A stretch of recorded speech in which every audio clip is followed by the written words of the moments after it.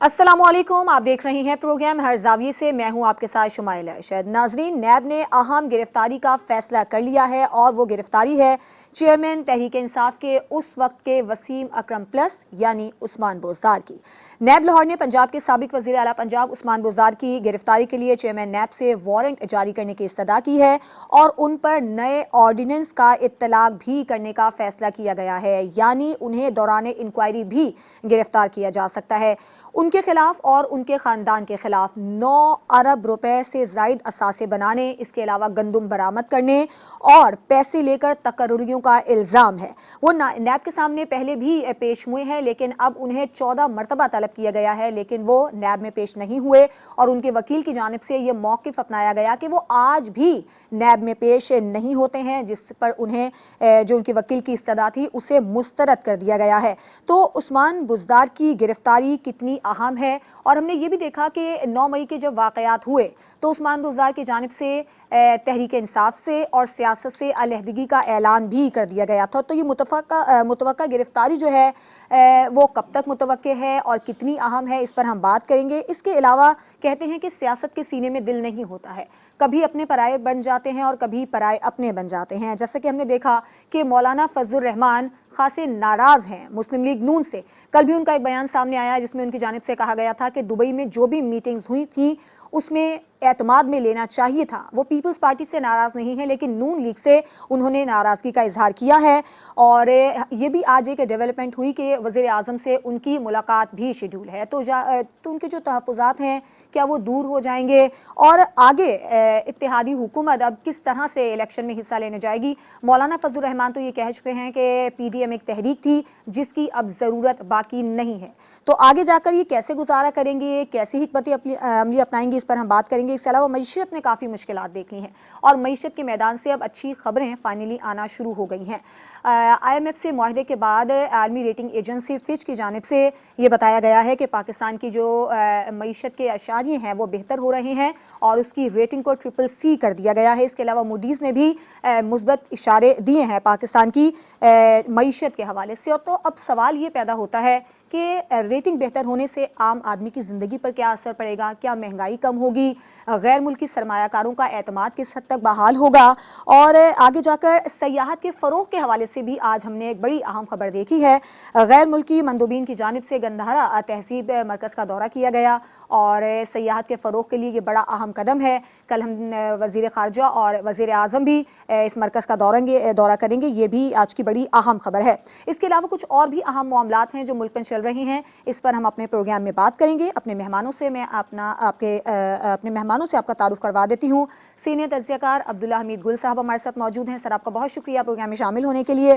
Kashif अफ़ीक, bureau chief Islamabad, और मुनव्वर भट्ट हमारे साथ मौजूद हैं लाहौर स्टूडियो से। इम्तियाज़ खान फरहान साहब कराची स्टूडियो से हमारे साथ मौजूद हैं। सबसे पहले अब्दुल्ला साहब, आपसे ये सवाल है कि उस्मान बुज़दार की गिरफ्तारी को जो कि मुतवक्के है, आप कैसे देख रहे हैं? 14 बार उन्हें नैब में तलब किया गया लेकिन वो पेश नहीं हुए, इससे पहले वो पेश होते रहे हैं। आप क्या समझते हैं, ये गिरफ्तारी आपको कैसी नजर आती है? बिस्मिल्लाहिर्रहमानिर्रहीम। देखें, पहले उस्मान बुज़दार जो थे उनको तहरीक इंसाफ का एक कहीं ना कहीं उस साया के अंदर वो चल रहे थे, और वो साया इतना मजबूत था कि उसके नतीजे के अंदर फिर 9 मई के वाक़यात तक जन्म ले लिए। लेकिन फिर आहिस्ता आहिस्ता वो साया खुद ब खुद सिकुड़ना शुरू हो गया। इसलिए उस्मान बुज़दार साहब जो है वो पहले भी आपके इल्म में है कि उनके मुतल्लिक बहुत सारी मुख्तलिफ राय जो थी वो PTI के अंदर भी कायम थी। और फिर PTI के जब ये सफ़र शुरू हुआ हुकूमत के बाद, मरकज़ की हुकूमत गिरने के बाद, तो फिर ये भी देखा गया कि वो किस तरीके से उस्मान बुज़दार किनारा कर गए। किसी भी जलसे में, किसी रैली के अंदर, किसी एहतजाज में वो खाल खाल ही कोई उनका नज़र आया। और वो जो वसीम अकरम प्लस का बात थी, वो तो सारी की सारी तब ही ज़ाइल हो गई थी जब उनकी जगह परवेज़ इलाही को जाके वज़ीर आला की मसनद के ऊपर बिठा दिया गया था। तो ज़ाहिर है ये बात तो तय हो गई थी कि उस्मान बुज़दार की जो काविशें और कोशिशें और कारकर्दगी थी वो बिल्कुल ठीक नहीं थी। अब दूसरा ये है कि उस्मान बुज़दार जो फ़राह गोगी और दीगर के साथ जो फर्स्ट लेडी चीज़ थी माज़ी की, उनके साथ बड़े मरासिम थे और बाकायदा उनका इसके अंदर कट भी शामिल थे, जिस तरह से बताया जा रहा है। अब यह है कि उस्मान बुज़दार की अगर गिरफ्तारी होती है, पहली बात यह है कि नाकाबिले तर्दीद सबूत, जहाँ तक मेरी नाक़िस राय है और हमारे जितने भी मंदुबीन बैठे हुए हैं, ये ज़्यादा जी। बेहतर जानते हैं कि उनके पास कुछ देने के लिए है नहीं, कोई सबूत नहीं है। नतीजा ये निकलेगा कि जैसे ही वो पकड़े जाएँगे, तो फिर उसके बाद उस्मान बुज़दार सिर्फ़ एक ज़ीना है, असल में सीढ़ी जो है वो किसी और तरफ जा रही है और वो जा रही है ज़मान पार्क के जो 2 अहम किरदार हैं, उनकी तरफ जा रही है।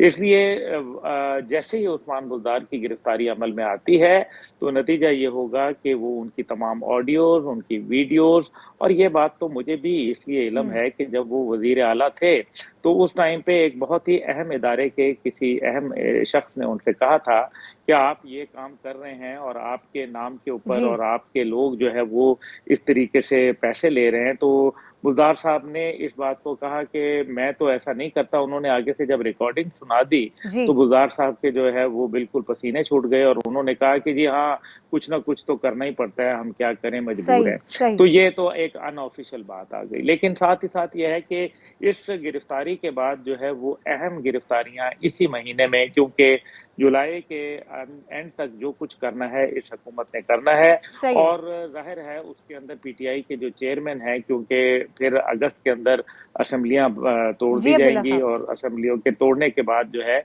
कोई फ़ायदा नहीं रहेगा। तो यानी इसलिए ये जो कुछ अमल होगा, हाँ। ये आपको जुलाई के अंदर नज़र आएगा और उस्मान बुज़दार एक ज़ीना है, एक सीढ़ी है, एक स्टेप फॉरवर्ड है टुवर्ड द फाइनल गिरफ्तारी of the mastermind of 9th मई। यानी उसके बाद कुछ अहम गिरफ्तारियां आप देख रहे हैं। मुनव्वर बताइएगा, वैसे उस्मान बुज़दार गायब कहाँ हैं? 14 बार उन्हें नैब में तलब किया गया है, आज भी वो पेश नहीं हुए हैं। आखिर वो हैं कहाँ?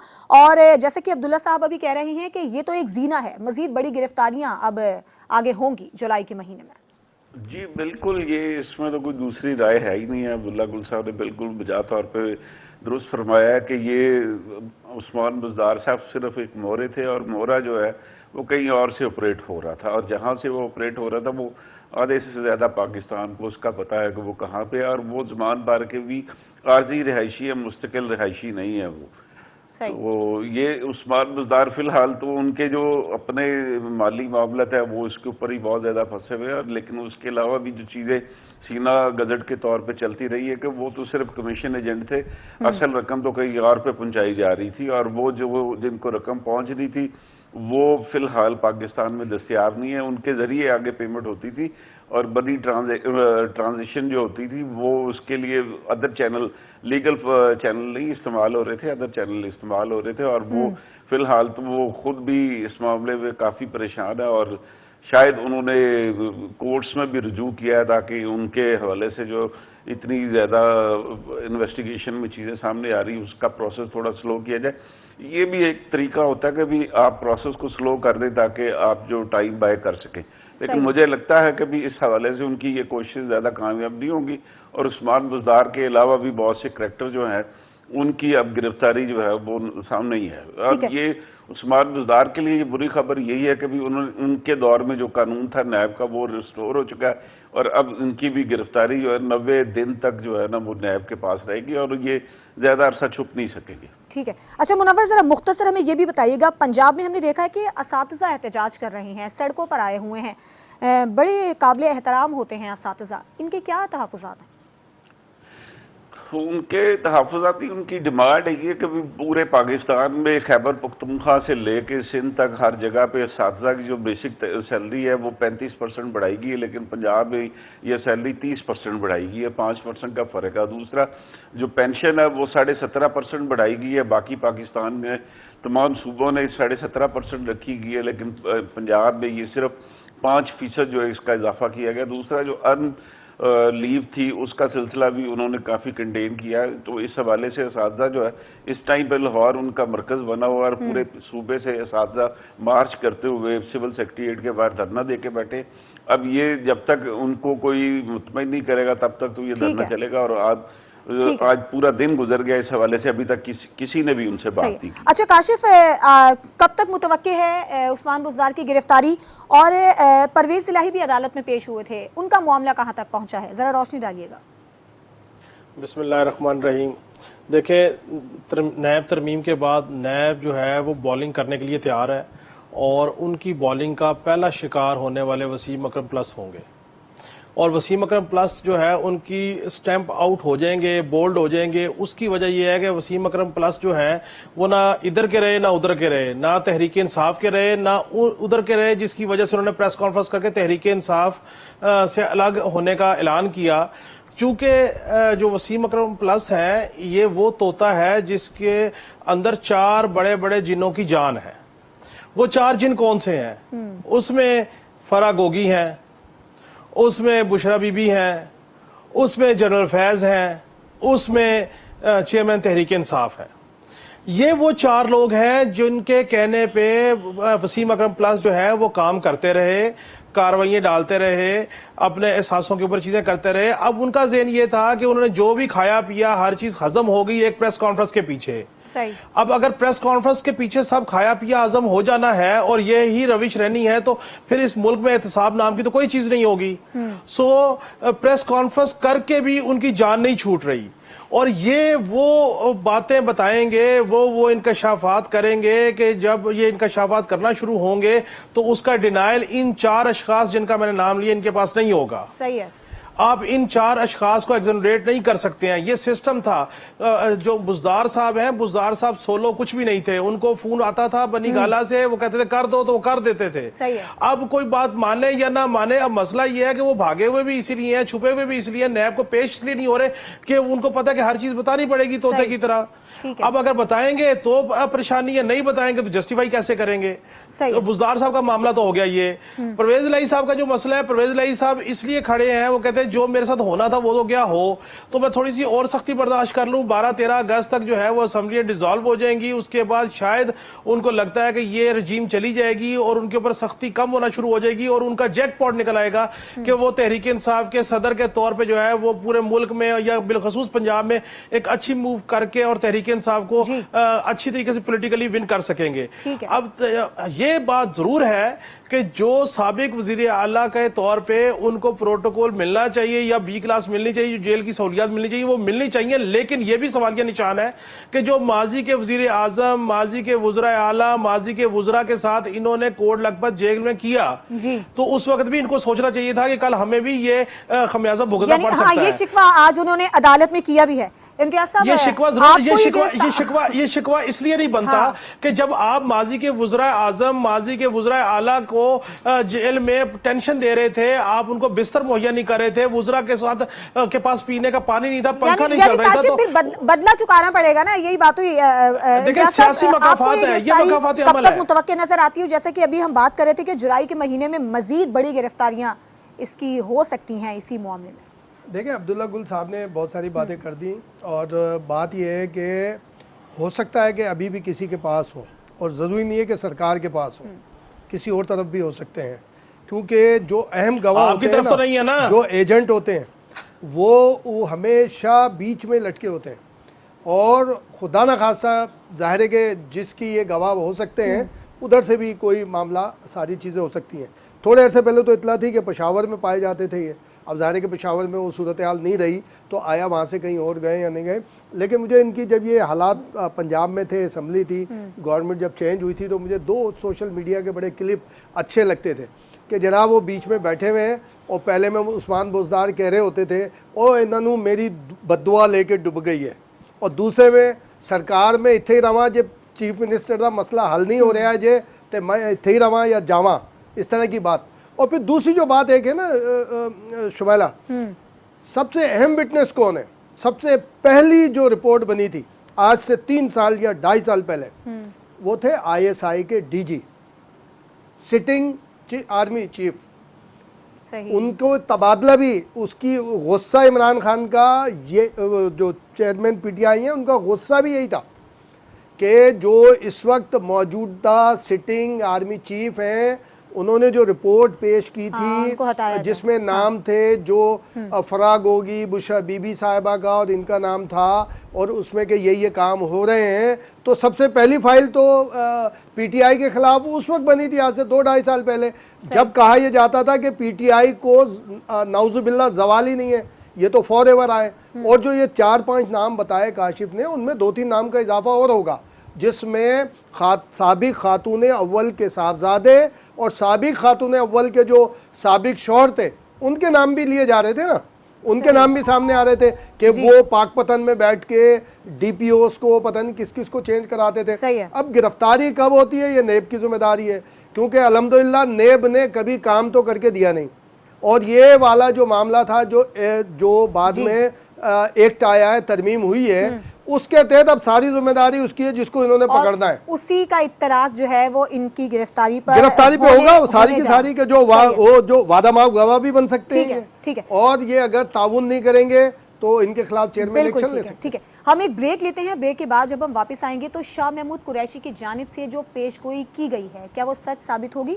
ایک بریک کے بعد اس پر بات ہوگی.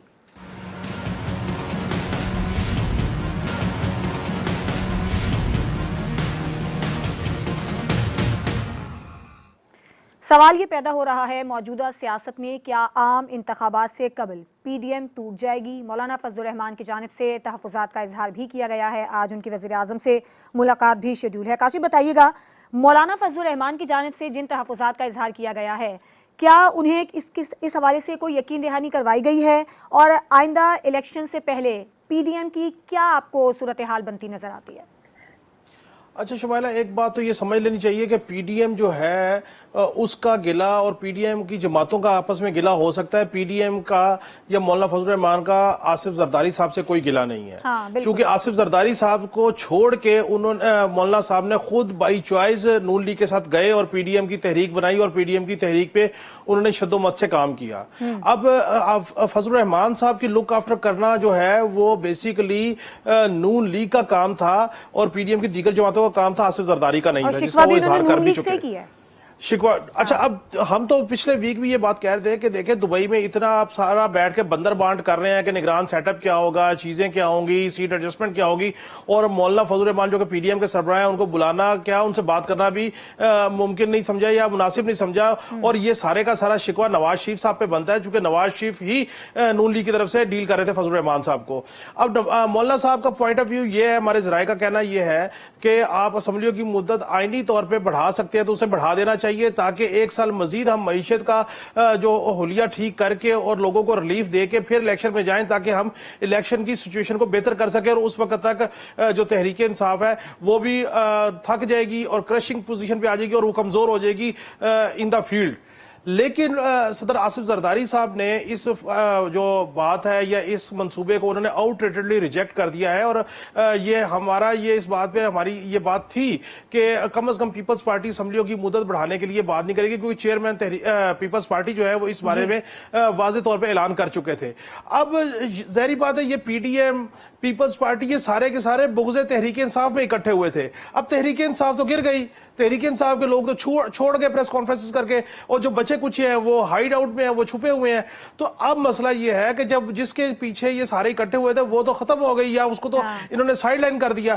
اب باری ہے آپس میں باکسنگ رنگ میں ایک دوسرے کو پنچ مارنے کی, اور وہ پنچنگ دبئی میں ہو رہی ہے, عید سے پہلے کی ہو رہی ہے, اور اس میں زرداری صاحب اپنے طریقے سے کھیل رہے ہیں اور نون لیگ اپنے طریقے سے کھیل رہی ہے, اور گیم کھیلنے کا مقصد اور متمع نظر یہ ہے کہ اگلا جو الیکشن ہے وہ کیسے لڑا جائے گا اور اگلی حکومت کون بنائے گا. اور میں یہ سمجھتا ہوں اس ساری گیم میں, یہ میری بات نوٹ کر کے رکھ لیجئے, ریکارڈ میں رکھ لیجئے, اس ساری گیم میں جو گیننگ پوزیشن پہ ہوگی وہ پیپلز پارٹی ہوگی, کیونکہ اگر جو استحکام پاکستان پارٹی بنوائی جس کا الزام جا رہا ہے کہ نون لیگ کہنے پہ وہ بنی, اور استحکام پاکستان پارٹی سیٹیں نہیں نکال سکتی, مری ہوئی دبی ہوئی کرشنگ جو تحریک انصاف ہے وہ پھر بھی کچھ نہ کچھ سیٹیں نکال جائے گی. اور میرا یہ خیال ہے کہ وہ بچی کچھ تحریک انصاف کی جو سیٹیں ہوں گی وہ جا کے پیپلز پارٹی کے ساتھ جوائنٹ ہینڈ کر سکتی ہے, کیونکہ پیپلز پارٹی نے بہرحال بہت ساری جگہوں پہ اصولی جو ہے وہ سٹینڈ لیا ہے.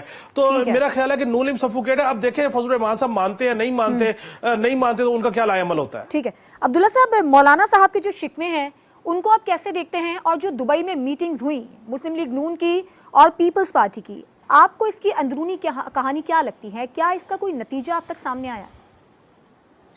میں آج ہی میری مولانا صاحب سے بات ہوئی تھی, اور میں اکثر گاہے بگاہے کرتا رہتا ہوں, لیکن جو اصل بات یہ ہے کہ دبئی کی میٹنگ جو ہے وہ ایک تو یہ اینگل ہے جو ابھی ہم نے سنا, ایک اینگل یہ ہے کہ دبئی کی میٹنگ اس لیے ہوئی کہ پی ٹی آئی کی جو کمزوری کے بعد جب سے وہ کمزور ہونا شروع ہوئی ہے، تو ان کو یہ نظر آ رہا ہے کہ کہیں ایسا نہ ہو کہ اب مسلم لیگ اور پیپلز پارٹی کی باری آ جائے، کیونکہ مولانا تو اپنا ایک ووٹ رکھتے ہیں، اپنا ایک سلسلہ رکھتے ہیں۔ اب ایسی صورتحال میں آنے والے الیکشنوں کے لیے آپ کو بھی یاد ہوگا کہ پنجاب سے بوریا بستر گول کر کے زرداری صاحب کافی مایوسی کی حالت میں پھر یہاں سے چلے گئے تھے لاہور سے، اور اس کے بعد انہوں نے کچھ سیٹیں وغیرہ کچھ لوگوں کے ساتھ ایڈجسٹمنٹس کی جو پارٹی میں شمولیتیں کی۔ اب ان کو یہ شک ہے کہ اگر الیکشن کہیں ڈیلے ہوتے ہیں تو پھر اس کا مطلب ہے کہ وہ جو عارضی ارینجمنٹ ہے جو لوگوں کو کسی کو کچھ دکھا کے کچھ بہلا کے پھسلا کے ڈرا کے دھمکا کے وہ جو ارینجمنٹ ہے وہ تو ہو جائے گی ختم۔ اس لیے یہ لوگ اپنا مستقبل بچانے کے لیے گئے تھے، اور پی ڈی ایم کا جو مستقبل ہے وہ تو شمائلہ صاحبہ آپ کو یاد ہے میں نے آپ کے پروگرام میں کئی ماہ پہلے بولا تھا کہ یہ جو جب الیکشن قریب آئے گا تو جوتیوں میں دال بٹے گی، اور میں اپنی بات پہ ابھی بھی قائم ہوں۔ دوسری بات اس کے اندر جو ہے وہ یہ ہے کہ جو پی ڈی ایم کی جماعتیں ہیں ان کے نظریاتی اختلافات ہیں، ایک اگر مشرق کی طرف دیکھتا ہے تو دوسرا مغرب کی طرف دیکھتا ہے، ایک شمال ہے تو ایک جنوب ہے۔ یہ مجبوراً جو ہے وہ پی ٹی آئی کی وجہ سے اکٹھے ہوئے تھے۔ اب ان کو نظر آ رہا ہے کہ پی ٹی آئی مستقبل میں نہیں ہے۔ جو بات بہت اہم ہے وہ آپ اس پہ رائے لیجئے گا ہمارے معززین سے، اس میں یہ ہے کہ اگر پی ٹی آئی تو آ نہیں رہی، اگلے سیٹ اپ کے اندر نظر نہیں آ رہی، اور پی ڈی ایم کی ہی جماعتوں نے اگر چلنا ہے تو لائبلٹی جو ہے وہ ادارے کبھی نہیں پالتے، اور پی ڈی ایم ان کے لیے لائبلٹی ہے۔ آج اگر اداروں کو تنقید کا نشانہ بنایا جا رہا ہے تو اس کی بڑی وجہ پی ڈی ایم کی حکومت ہے، اور اگر یہ پی ڈی ایم کی حکومت کنٹینیو کرے گی تو اداروں پہ دباؤ بڑھے گا، جو کہ وہ کسی صورت نہیں چاہیں گے۔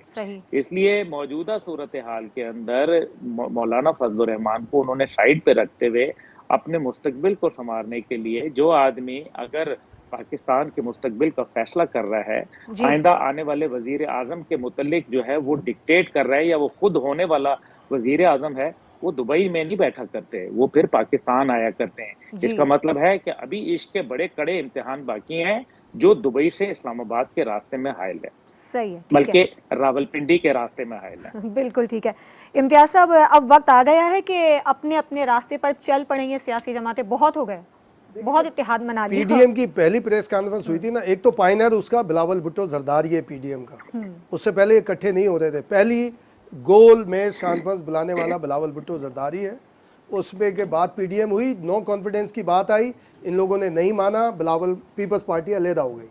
اس کے بعد جب دوبارہ نو کانفیڈنس کا معاملہ آیا تو پی ڈی ایم ریوائیو ہوئی، پہلے بھی چیئرمین اس کے مولانا فضل الرحمان تھے، اب بھی، اور پہلی پریس کانفرنس میں یہ بات تھی کہ یہ نو کانفیڈنس اور یہ ظاہر ہے کہ جو حکومت تھی اس کے خلاف تحریک کے لیے ایک اتحاد بنا تھا۔ یہ بالکل ایسی بنا تھا کہ کیا جب پیپلز پارٹی کی حکومت تھی تو نواز شریف کے ساتھ یہ پی ٹی آئی کے چیئرمین نہیں کھڑے ہوئے تھے، مولانا فضل الرحمان نہیں کھڑے ہوئے تھے، جماعت اسلامی ہر ٹائم میں ہم جو ایک کانسیپٹ یہ بناتے ہیں نا کہ صرف جی پی ٹی آئی کے خلاف یہ سارے کے سارے اکٹھے ہوئے یہ، تو اس وقت کیا پیپلز پارٹی کے خلاف نہیں کھڑے ہوئے تھے سارے کے سارے، اس میں ایم کیو ایم بھی شامل تھی دوسری۔ پھر جب نواز شریف کا دور آیا تو کیا نواز شریف کے خلاف جب ایکٹیویٹی ہوئی تو اس میں پورا ایک طبقہ ایک سائڈ پہ نہیں آ گیا؟ یہ ہمیشہ سے روایت ہے۔ جو پاکستان قومی اتحاد بنا تھا 77 میں تو کب بنا تھا، کس لیے بنا تھا، کس کے خلاف بنا تھا، اس میں کون کون شامل تھے؟ سارے کے سارے تھے۔ 85 میں کیا ہوا تھا؟ یہ سب ہوتا ہے۔ یہ ہمیں بیچارگی نہیں بنانی چاہیے کہ جی فلاں کے خلاف، پہلے یہ ہوتا تھا جناب اکیلی جماعت لڑ رہی ہے، تو اس وقت بھی پی ٹی آئی کے ساتھ ایم کیو ایم، باپ اور پتہ ہی نہیں 6 7 8 تنظیمیں تھیں اور اس طرف بھی تھیں، تو یہ ہوتا ہے سارے معاملے۔ لیکن دبئی کے حوالے سے جو چیز کہی جا رہی ہے، میں وثوق سے بھی کہہ سکتا ہوں اور اپنے ساتھیوں کی رائے کا احترام کرتے ہوئے، وہ تمام باتیں ہوئی نہیں، تمام اس قسم کا کوئی معاملہ نہیں ہوا کہ جس کے بارے میں ہم بڑی بحث کرتے ہیں کہ ایک انتخابی تھا، کیئر ٹیکر کے اندر یہ معاملات ہوئے، فلاں میں ہوئے۔ اور مولانا فضل الرحمان کا نہ مسلم لیگ نون سے اختلاف ہو سکتا ہے نہ پیپلز پارٹی سے، اس کی وجہ یہ ہے کہ ان کی جورسڈکشن ہے ہی نہیں، ان کی جورسڈکشن ہے ہی نہیں۔ خود کہہ رہے ہیں جی مولانا فضل الرحمان خود کہہ رہے ہیں کہ خود تو بہت ساری باتیں ہوتی ہیں دوسری ڈائریکشن پہ ڈالنے کے لیے، کاشف صاحب دوسری ڈائریکشن پہ ڈالنے کے لیے کہ لوگوں کو کیموفلاج کیا جائے، لوگوں کو دیکھیں مولانا فضل الرحمان کا جھگڑا کیا ہو رہا ہے جی؟ اگر دبئی میں الیکشن پہ بات نہیں ہو رہی، کیئر ٹیکر پہ بات نہیں ہو رہی، اسمبلیوں کی مدت بڑھانے پہ عبداللہ گلزن صاحب جو بات فرما رہے ہیں نا، अब्दुल्ला गुल साहब ने जो बात फरमाई है उसके ऊपर गुफ्तगू हुई है कि नवाज शरीफ की पाकिस्तान वापसी में रुकावटें क्या क्या है, उसमें कौन कौन क्या होगा। बस मैं एक बात ये करता चलूं शुमाइला कि मौलाना फजलुर रहमान का जो दायरा कार है, जो इलेक्ट्रोल जो उसका कॉलेज है वो खैबर पख्तूनख्वा है और आधा बलोचिस्तान है, ठीक है, कोई झगड़ा नहीं है। मुनव्वर साहब, आपको भी ऐसे लगता है कि अब पीडीएम उस नहज पर है कि हुनते साड़ी बस हो गई है? ये बात तो मौलाना खुद बता चुके हैं कि ये पीडीएम का इत्तेहाद जो है वो आइंदा इलेक्शन के लिए नहीं, ये सिर्फ पीटीआई की गवर्नमेंट को गिराने के लिए था और वो उनका मकसद पूरा हो गया। और अगर ये खान साहब जो है वो एक थ्रेट ना देते फौरी असेंबली डिसॉल्व करने और लॉन्ग मार्च की, तो शायद ये पीडीएम जो है वो उससे पहले ही असेंबली डिसॉल्व करके नए इलेक्शन का ऐलान कर देती। तो इस टाइम पे ये वाली चीज़ तो बिल्कुल भी है ही नहीं है। इस मौके पे पीडीएम का इत्तेहाद तो ख़त्म होने जा रहा है, इसमें कोई दूसरी राय ही नहीं है। और नया इलेक्शन सब जमातों ने अपनी अपनी जगह पे लड़ना है, अपने अपने नारे और वादों के साथ आना है। और देखने वाली बात ये है कि कौन सी जमात जो है वो किस कदर अपना हिस्सा ले सकेगी। फिलहाल तो नून लीग को पंजाब में कोई किसी किस्म का चैलेंज दरपेश नहीं है। जिस तरह की बात हो रही है कि शायद नून लीग की जगह पे वो आईपीपी आ जाएगी या दूसरी कोई जमात आ जाएगी, तो ऐसा कुछ भी नहीं है। साउथ पंजाब की 30 से 35 सीटें है जिसमें वो हमेशा वो नून लीग ने लैग किया, लेकिन बाकी जो सेंट्रल पंजाब है उसमें नून लीग हमेशा से वास्ट मेजॉरिटी ले रही है और लेती रही है, और अब भी उन्हें इस हवाले से किसी किस्म का कोई खतरा नहीं है। अब तो जो बात हो रही है वो उसमें मियां नवाज शरीफ साहब दुबई में नहीं है, मियां नवाज शरीफ साहब इस टाइम पे सऊदीया में है, और सऊदी अरब से उनकी वापसी जो है वो लंदन में होनी है। और लंदन में फिर एक बैठक होगी जिसमें उनकी पाकिस्तान वापसी के लिए क्या इंतजाम होंगे। और मैं इसी प्रोग्राम में आपके पहले भी ये बात कर चुका हूँ कि मियाँ साहब अगस्त में वापस आ रहे हैं और ये चीज़ें उनके मुताबिक ही है। इस टाइम पे जो मुस्लिम लीग नून ने जो बदतरीन हालात में जिस तरीके से मुआशरत को कुछ पाँव पे खड़ा किया, वो इसका बहरहाल क्रेडिट लेंगे। और जो महंगाई है वो कम होने जा रही है, इसमें कोई दूसरी राय नहीं। अगर आपने आज ही फॉरेक्स एक्सचेंज वालों की जो प्रेशर है वो देखी हो तो उसमें उन्होंने कहा कि अगर इकोनॉमी इसी स्पीड के साथ चलती रही तो आइंदा चंद दिनों में डॉलर जो है वो 250 रुपए पे होगा। बिल्कुल ठीक है, और डॉलर की कदर में तो आज इजाफा भी हुआ है। एक ब्रेक लेंगे, ब्रेक के बाद जब हम वापस आएंगे तो मईशत के हवाले से कुछ अच्छी खबरें सामने आ रही हैं। पाकिस्तान की रेटिंग को जो है वो बेहतर करार दिया गया है फिच की जानिब से। इसका आम आदमी की जिंदगी पर क्या असर पड़ेगा, इस पर बात करेंगे एक ब्रेक के बाद।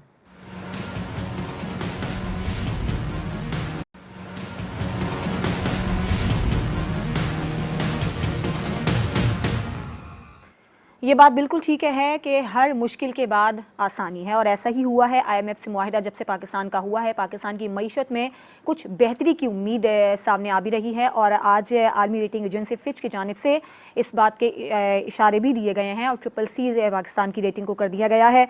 मुनव्वर, बताइएगा ये पाकिस्तान के लिए कितनी अच्छी खबर है, और वही सबसे बड़ा सवाल कि हमारी ज़िंदगी पर इसका क्या असर पड़ेगा। जी बिल्कुल, ये जो मूडीज ने पाकिस्तान की रेटिंग को इम्प्रूव किया है, इसके बहरहाल असरात जो है मार्केट पे पड़ेंगे, और इससे न सिर्फ हमारी इकोनॉमी के फ्लोरिश होने के भी इम्कानात बढ़ेंगे बल्कि महंगाई का सिलसिला भी कम होगा। ये मूडीज की रेटिंग हमेशा ये इंडिकेशन दे रही होती है किस मुल्क की इकोनॉमी जो क्लैप्स कर रही है या किस मुल्क की इकोनॉमी स्टेबल है या वो ग्रो कर रही है। तो ये मूडीज की जो हिंट की है वो पाकिस्तान के लिए बहुत अच्छी है, और इससे पाकिस्तान में इकोनॉमी जो है वो मजबूत होएगी। और देखिएगा कि स्टॉक अब डे बाय डे ये भी बढ़ना शुरू होगा।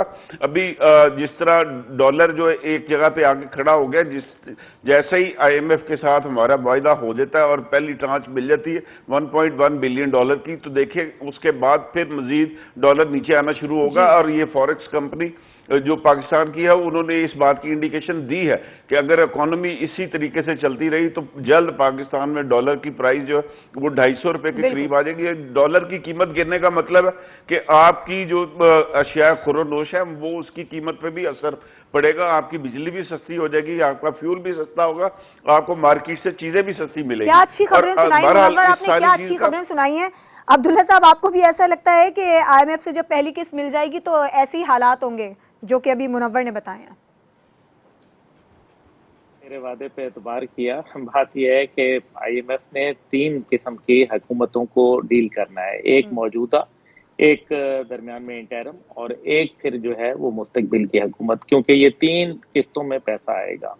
ایک تو یہ بہت بڑا لمحہ فکریہ ہے، دوسری بات اس کے اندر جو ہے وہ بہت اہم ہے، وہ یہ ہے کہ آپ کا ڈالر جب کم ہوتا ہے تو کیا مارکیٹ میں بھی اویلیبل ہوتا ہے؟ تو اس ٹائم پہ ڈالر میں جس کا ریٹ آفیشل ہے اس ریٹ کے اوپر ڈالر اویلیبل نہیں ہے۔ اور دوسری بات اس میں بڑی اہم ہے، وہ یہ ہے کہ آئی ایم ایف جو ہے وہ ظاہر ہے اس کا ایک اپنا طرز ہے، لیکن جیسے ہی امپورٹ ایل سیز آپ کھولیں گے اور زیادہ اس کے اندر بڑھوتی آئے گی، ڈیمانڈ بڑھے گی، کیونکہ ظاہر ہے اتنے عرصے آپ اس کو بند نہیں کر سکتے، محدود نہیں کر سکتے، تو نتیجہ یہ ہوگا کہ ڈالر کی مانگ مارکیٹ میں پھر بڑھ جائے گی، اور جیسے ہی ڈالر کی مانگ بڑھے گی تو پھر یہ ایک انسٹیبلٹی جو ہے ڈالر کی پرائس میں آئے گی۔ پھر جو بات ہے وہ یہ ہے کہ آپ کے انٹرنیشنلی آپ کیسے چل رہے ہیں، کیونکہ ویسٹ کے ساتھ جو پالیسی ہے، آپ کو معلوم ہے کہ جب ہماری ایکسپورٹس نہیں بڑھیں گی تو پھر پاکستان کی معیشت بہتر نہیں ہو سکتی۔ یہ جو ببل اکانومی ہوا کرتی ہے، اور یہی ہم نے ماضی میں دیکھا، آپ کی ایکسپورٹس کے حوالے سے جتنی انڈسٹری تھی وہ تو ہو رہی ہے بند، یا تقریباً بند ہو چکی ہے، یا وہ شفٹ ہو چکی ہے۔ اب اگر ایسا ہوگا تو ظاہر ہے کیونکہ یہ جو ڈالر ایک دم بڑھنا اور ایک دم گھٹنا، یہ دونوں مشکلات ہیں، کیونکہ جنہوں نے ڈالر کے اندر فرض کریں یہ اس ٹی شرٹ کا انہوں نے کہا ہے کہ $5 میں دینی ہے، پہلے $5 پاکستان میں کیا ہے؟ اگر وہ 350 ریٹ چلا جاتا ہے تو پھر کیا ہوتا ہے، اور اگر وہ 250 ہو جاتا ہے تو پھر اس کے حوالے سے اور مسائل ہوتے ہیں۔ تو یہ ایک بہت بڑا کیمیکلز امپورٹ نہیں ہو رہے، آپ کی جو انڈسٹری کی ضروریات ہیں وہ امپورٹ نہیں ہو سکتے، بہت ساری اس کے اندر ابھی مسائل ہیں، کٹھن مراحل ہیں، جامع مضبوط معاشی پالیسی فی الحال ہمارے پاس موجود نہیں ہے۔ وقتی طور پر موڈیز کی ریٹنگ ہے، یا آپ کو بلومبرگ کی ریٹنگ ہے، یا کوئی اور جو ہے، یہ اچھے انڈیکیٹرز ہیں، لیکن یہ اس صورت میں کہ جب آپ آئی ایم ایف کی شرائط کے اوپر منو ان تسلیم کرتے چلے جائیں، جہاں آپ گڑبڑ کریں گے وہ پھر گڑبڑ ہو جائے گی۔ ابھی ایک ہی بات آخری میں کر کے یہ بتائیے کہ ماضی میں کتنی مثالیں ملتی ہیں جس میں اپوزیشن اور دیگر جماعتوں کے ساتھ آئی ایم ایف کی ملاقاتیں ہوئی ہیں؟ یہ بہت خطرناک بات ہے۔ اس کا مطلب ہے کہ آئی ایم ایف جو ہے نہ کبھی ہمارا دوست تھا، نہ آج ہے، اور نہ آئندہ رہے گا۔ پاکستان کو لک ایسٹ پالیسی معیشت کے حوالے سے اپنانی پڑے گی، لک ویسٹ پالیسی میں خرابی ہے۔ امتیاز صاحب، آپ کو اس کے کیا اثرات نظر آتے ہیں؟ دیکھیے، میں تو بار بار ان پروگراموں میں کہتا رہا ہوں کہ جب سے آئی ایم ایف نے آنکھیں دکھانا شروع کی تھی، بی کیٹیگری پہ بی پلان کے اوپر عمل درآمد شروع ہو گیا تھا۔ اسپیشل فنڈ والی جو کمیٹی بنی ہے، ایپیکس کمیٹی میں ہمارے آرمی چیف بھی شامل ہیں، وہ اس کی ایک کڑی ہے، وہ حصہ ہے۔ اور پی ٹی آئی کے چیئرمین کے ایڈوائزر تھے فائنانشل مزمل، جو سرکار میں بھی تھے، ان کی ایک میں سوشل میڈیا پہ ولاگ ان کا دیکھ رہا تھا، اس میں انہوں نے لوگوں سے کہا ہے ہمارے انویسٹر کے پاس بہت پیسہ ہے، یہ ڈالر کی صورت میں بہت پیسہ ہے، بس پاکستانیت نہیں ہے ان کے اندر صرف بزنس کا ایک مائنڈ ہے اور وہ نہیں ہے۔ ہمارے انویسٹر کے پاس بہت پیسہ ہے، بہت ڈالر ہے۔ تو انہوں نے بھی کہا، مزمل نے بھی، کہ فوری طور پر یہ نکالیں ورنہ 250 یہ آئے گا ڈالر، اور یہ آج سے 1 ہفتے 10 دن پہلے کی بات ہے، انہوں نے بات کی تھی، اور جس سے آپ کو بڑا لاس ہوگا، اس کے بجائے ڈالر مارکیٹ میں نکالیں، اور جو بانڈز ایشو کی ہیں حکومت نے وہ آپ لیں، اس میں 70% تک ہے، آپ کو زیادہ منافع ہوگا۔ اس کا مطلب ہے انویسٹر آئے گا۔ اور جو عبداللہ صاحب ایک بات کہہ رہے تھے کہ ظاہر ہے کہ جب ایل سیز کھلیں گی تو، لیکن یہ انویسٹر اس ایل سی میں اب اپنا پیسہ بھی استعمال کرنا شروع کرے گا، اور ان معاملے میں، اس کاروبار میں جو ہمارے منی ایکسچینجرز ہیں وہ مادر پدر آزاد ہوتے ہیں، ان کو خدارہ ایک لوپ میں لانا چاہیے۔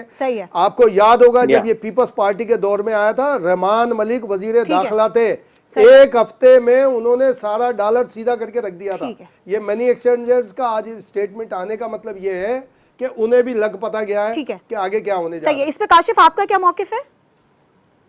دیکھیں، 2-3 بڑی امپورٹنٹ خبریں ہیں۔ ایک تو یہ جلدی 2-3 خبریں جلدی بتائیے گا، ٹائم کم ہے ہمارے پاس۔ آئی ایم ایف کی جو بورڈ میٹنگ ہے 12 جولائی کو وہ شیڈول ہوگی، اور پاکستان کا ایجنڈا اس میں ہے، جس کے بعد 3 سے 4 دن میں ہمیں $1 ارب جو سے آئی ایم ایف سے مل جائے گا۔ دوسری بات یہ ہے جو معیشت پہ فنڈامنٹل چینجز ہے، اس کے حوالے سے آرمی چیف کی جانب سے آج بیان بھی آیا ہے کہ جو زرعی اصلاحات ہو رہی ہیں اس حوالے سے فوکس کیا جا رہا ہے، اور میں یہ سمجھتا ہوں انڈسٹری سے زیادہ بہتر ہے کہ اگر آپ زرعی اصلاحات پہ فوکس کریں، اس کو आप कंटिन्यू करें और इधर जिद्दत लेके आए, पानी की जो शॉर्टफॉल है उसको खत्म किया जाए, तो ज़रूरी इस्लाहात के ऊपर, ज़रूरी इजनास के ऊपर बेस करके हम अच्छे तरीके से आगे जा सकते हैं और हम ज्यादा मजबूत जो है मईशत को आगे लेके जा सकते हैं। ठीक है, मैं अपने मेहमानों का बहुत शुक्रिया अदा करना चाहूँगी। अब्दुल्ला हमीद गुल साहब, काशिफ आपका बहुत शुक्रिया, मुनव्वर आपका बहुत शुक्रिया, इम्तियाज़ खान फारान साहब आपका भी बहुत शुक्रिया।